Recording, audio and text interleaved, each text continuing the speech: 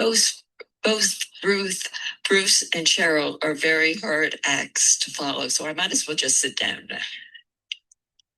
So when my sister Anne Heyman Kaplan was at Wellesley College, she was asked to write about a memorable character for a freshman English class. She wrote about our Aunt Frances Heyman Wolfe. Andy got a D on the paper, which was entitled Un Numéro, French slang for a character. The professor didn't believe that such a person existed. Aunt Frances even volunteered to go up to Wellesley to present herself to the professor. Well, I will tell you that everything you heard this morning about Alice Heyman was true, as experienced by Bruce and Cheryl. Her obituary in the New York Times gives a very detailed recounting of her extraordinary life. Andy and I are first cousins through our fathers. Alice and I are first cousins. We lived 3 blocks away from each other on Park Avenue. There was enough of an age difference between our parents that Alice and I were brought up very differently. Alice had Dodo, her nurse, and we had our mother, Sylvia. Alice wore white gloves to play in Central Park. Andy and I were rough and tumble kids. Our fathers worked together in the jewelry business. Alice and I were sometimes on the same Fieldston school bus. We celebrated holidays with each other and summers in Long Beach at the big house. Alice was a passing figure in my early life. My niece, Jamie Kaplan, wrote to me that she remembered very fondly Alice coming to dinner at my mother's. Jamie wrote that we never knew when Alice would arrive. Our sirloin steak became mystery meat by the time the door opened and there was Alice. But what fun it was when she finally came. Such laughter and excitement. Jamie kept in touch with Alice long after she married and had a family. Alice had extreme undiagnosed learning disabilities.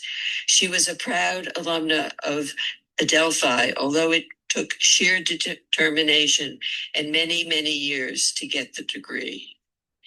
Alice was bountiful and generous to the point that she often found herself without any money. She would call me, Bruce, Margie, and other Heyman relatives and ask for money to pay this bill or that. She was too generous, something that she realized, and enrolled herself in a 12-step Debtors Anonymous program.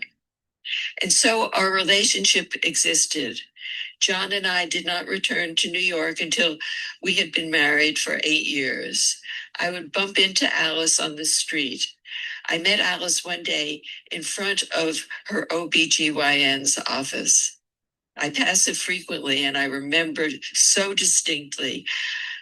I had 3 children at that point, and she told me she was trying to have a child through in vitro fertilization. Nothing happened. Alice did not have any children. I did hear when she had a boyfriend who told Oscar that he was a Rothschild. A detective was hired. Not true. The boy was dismissed. She had another boyfriend whom she loved dearly, a police detective named Timothy Patrick Sullivan. Only he was married and had a family. Decades passed, my children grew into adults, and I had a successful career. And then Alice nominated me to hold her healthcare proxy in 2019 and hold other administrative documents. It was then that I really got to know Alice, and I grew to love her very dearly. I suggested a young designer to redecorate her apartment. She had sold the crown and had money to spend on herself. She got exactly what she wanted. The wallpaper was copied from what she originally had, and pink velvet couches were custom made to go with the wallpaper. Alice loved pink. Alice empowered other women as she herself felt empowered. Alice was never afraid to speak out and take a position.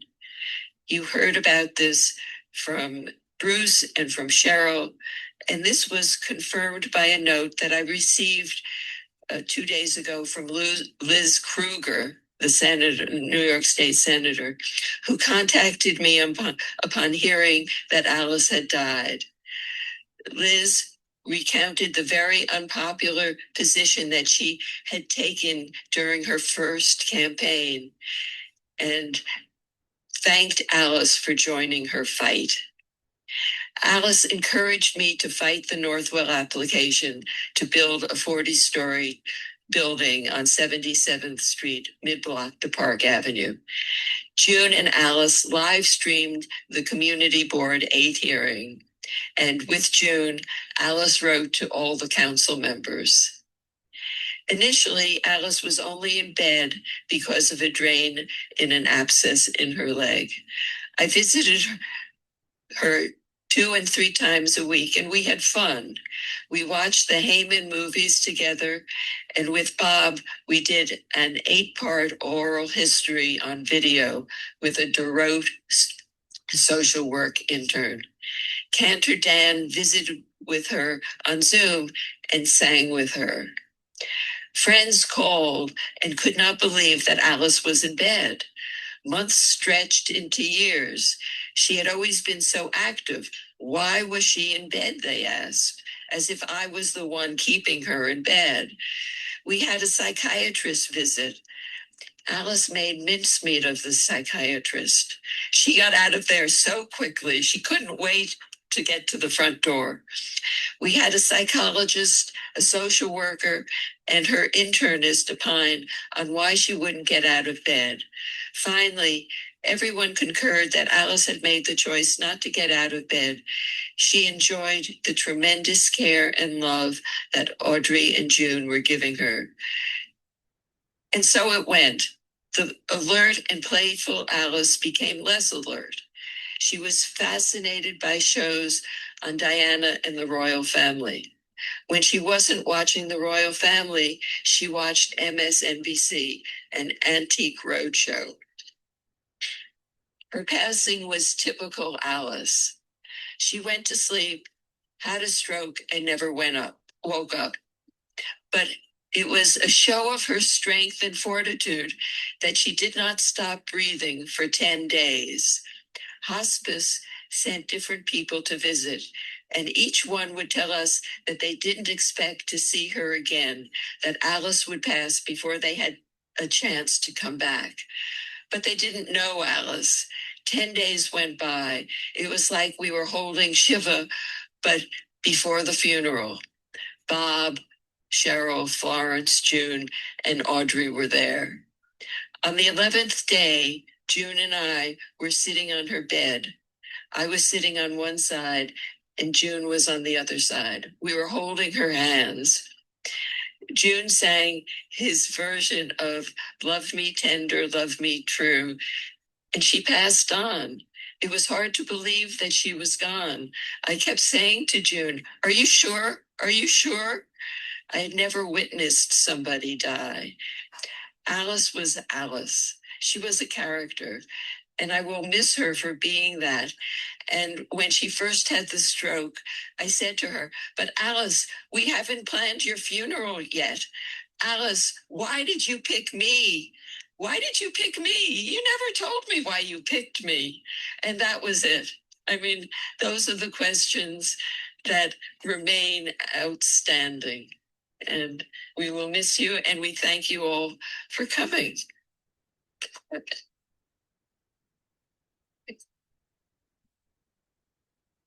Page, June.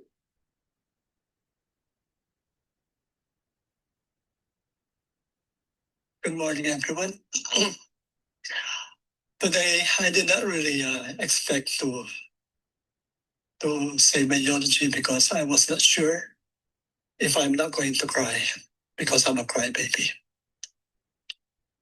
So I'm just going to speak from my heart. Alice is everything to everybody. She wore so many hats in her lifetime. She even had a crown. So she's our queen. But to me, an Audrey, she is our Tootsie Pop. The last 4 years of her life, we took good care of her for 6 years, but for the last 4 years, our relationship with Alice revolved around music. She developed a very strong sense for singing. Maybe she wanted to be a singer. And she loves Karen Carpenters and Frank Sinatra. And every day, I will recline our bed up and I will lie next to her. And I'm going to open the television and play some karaoke. So we will be singing our heart out the whole day. It's easy for me. I don't have to do a lot of things but to sing. And when we're singing together, she held my hand and she said, "Are you going to hold my hand when I go?" I said, "Yes, I will. And I will sing to you when you're leaving. I will be there. I will never leave." So simple. But the most beautiful memories that I have are her laughters. I make her laugh a lot. One of my favorite prank is when I go out shopping for groceries, and when I come home, I will tell her, "Alice, I just robbed a bank. I got 4 million in a sack." "Oh," she would say, "and I put them under your bed. You are in trouble." She will laugh endlessly. And that's what I love about her. She will laugh, and I made her happy. Last June, I have to go home to New Jersey where my family are because my papa was sick. So I was away for a few days. And my wife would be calling, "When are you coming back? Alice is killing me." "I know," I said, "she will." And I said, I have a remedy. I recorded some of my songs, so just play it to her so she would go to bed and sleep and be calm. And my wife Audrey will do that. Never ending June song. It's killing me. Whenever I hear my voice, I would go like, too much. But she loves it. And my papa passed away on June 20th this year. So when I came back, she said, "Why were you so long? You've gone for how many days?" And I said, "My papa passed away."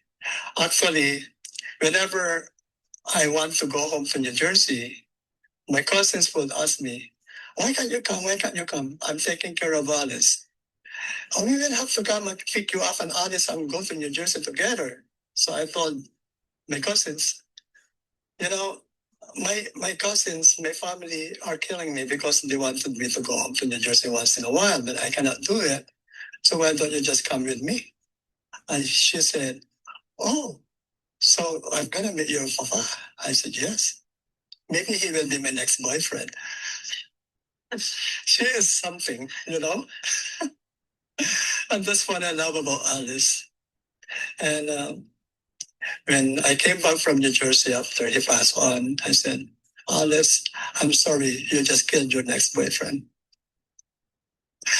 And we have a laugh together. And she said, "I might go after him after all. I will still." I said, "Okay, it's up to you. Go girl." So after a few days in July, she had a stroke. She lingered on. She lingered on. She lingered on. Every day, Steffi and I would sat beside her. And it's so hard to watch someone you love so dearly suffer like that. And I said, honest, one night, I said, honest, I love you. I will never forget you. And I don't want you to go, but maybe it's time. I know that you don't want to leave us, but you have to go to your dad, Oscar, and Gertrude. You're free to go, girl. That's how I call her. You know, she loves that when I say go, girl. And the day she passed on, I recorded a song for one last time. And we were sitting there, Steffi and I holding her hand. And I don't know if it's just an imagination, but I think she tilted her head towards me.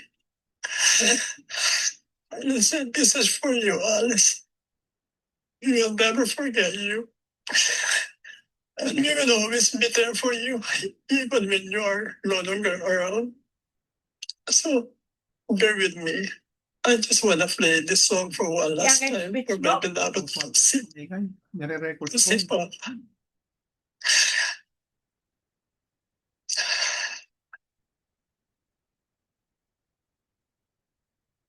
I have so many songs I don't know what to choose, but this is the one I played when she was passing on.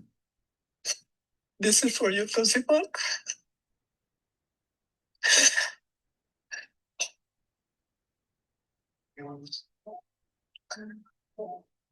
Love me better. Love see forever.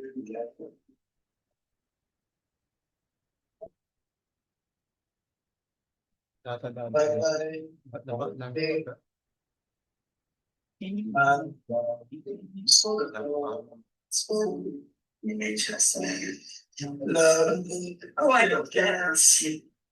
Love me. All my dreams will fit for my darling. And your right love me temper without your make me to your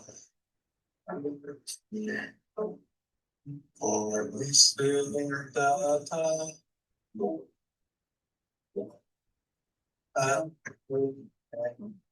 all love me temper love me triple all my dream fulfill for my darling. I love you. I don't know. Love me better. Love me. Be I'm yours for all the all the end. Love me and I need to all the dreams for my darling. I love you.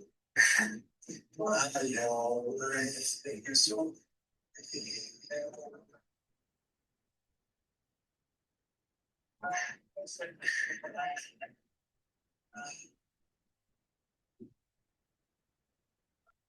Thank you, Chair. Thank you. Thank you, everyone.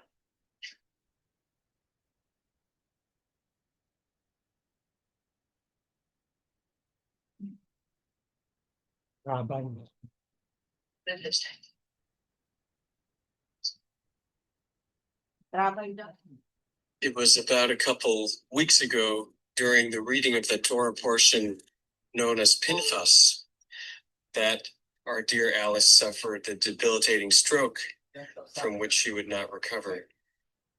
That Torah portion includes the story of the daughters of Zelophehad, women who stood before Moses and the entire community to demand their right to inherit their father's land.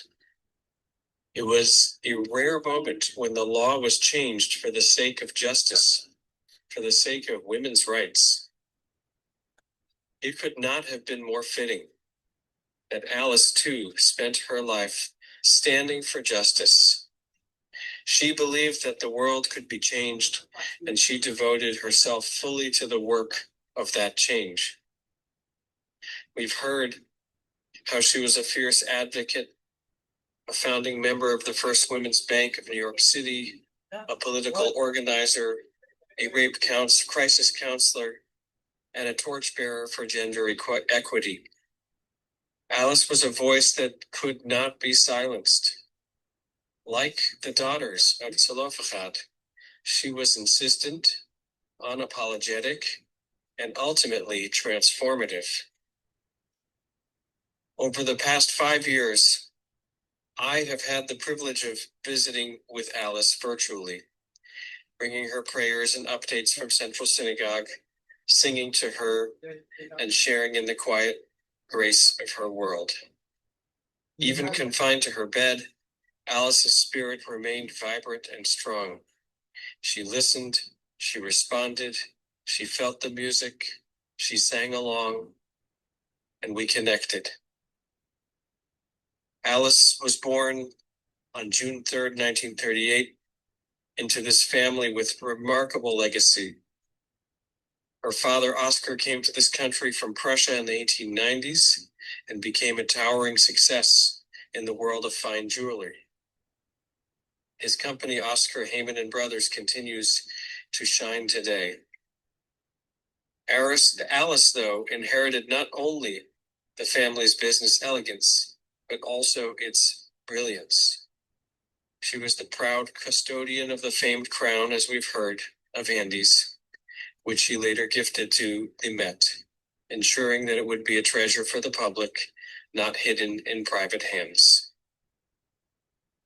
Alice was educated at the Ethical Culture Fieldston School, Adelphi University, and the Gemological Institute of America. But her greatest lessons came from the front lines, marching for women's rights, helping victims in crisis, fighting for progress when the world resisted. In 1973, she served as the New York State Representative to the National Women's Political Caucus. She was a loyal supporter of WNET and a devoted member of Central Synagogue, where her presence, spiritually, virtually, and physically, was deeply felt. Alice was flamboyant. She was forceful. She was determined and exacting. She was committed to the world as it should be. And yet, she was also complex. We heard that about 6 years ago, following a serious leg infection, Alice simply chose not to get out of bed again. No doctor, no therapist, no argument could change her mind. People could only surmise and guess as to the reason. Some said it was vanity, others fatigue.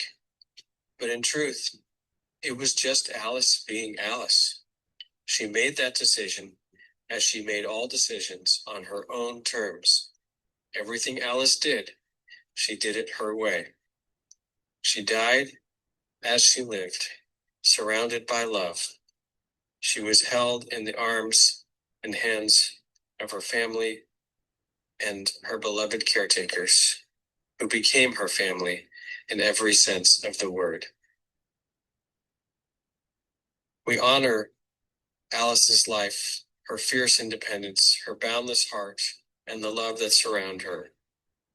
May her memory be a blessing. May it be as strong and as brilliant as the enduring crown she once carried. Zichrona livracha. Alice's name will be read at Central Synagogue during the first 30 days of Shloshim, the first 30 days of mourning.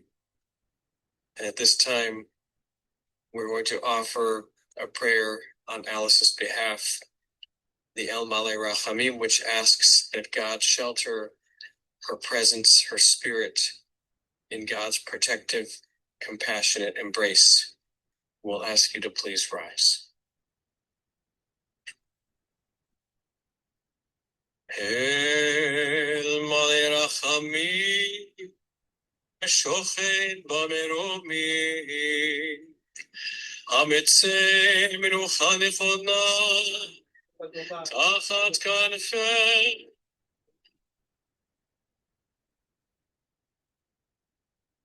השכינה.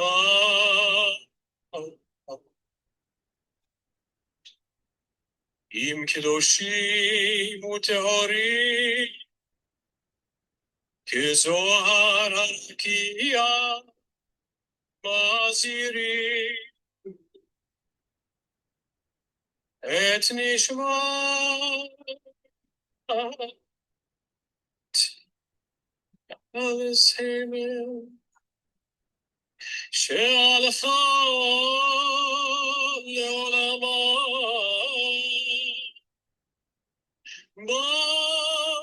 הרחמים, הרחמים, יסתיריה בסתר כנפיו לעולמים, ויצרור בצרור החיים נשמתה. אדוני הוא נחלתה, ותנוח בשלום על משכבה, ונאמר Amen.